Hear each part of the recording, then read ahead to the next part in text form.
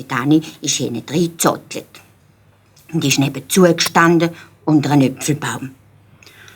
Auf einmal ist ein grosser, unreifer Äpfel abgeplumpst, dem Dani direkt auf die Nase. Das Mal hätte aber das Fräulein Winkeli lachen.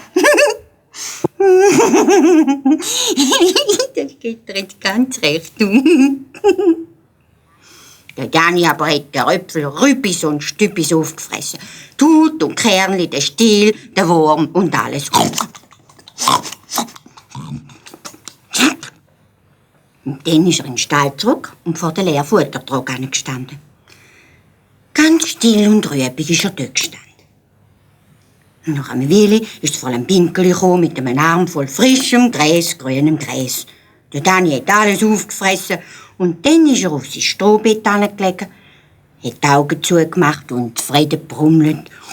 Ja, heute ist jetzt einmal etwas gelaufen.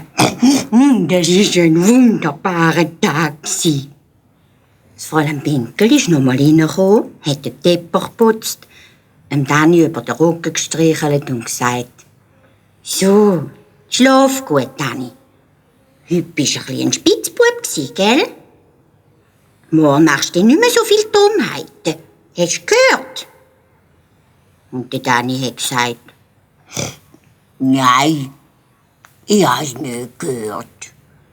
Ich schlafe schon.»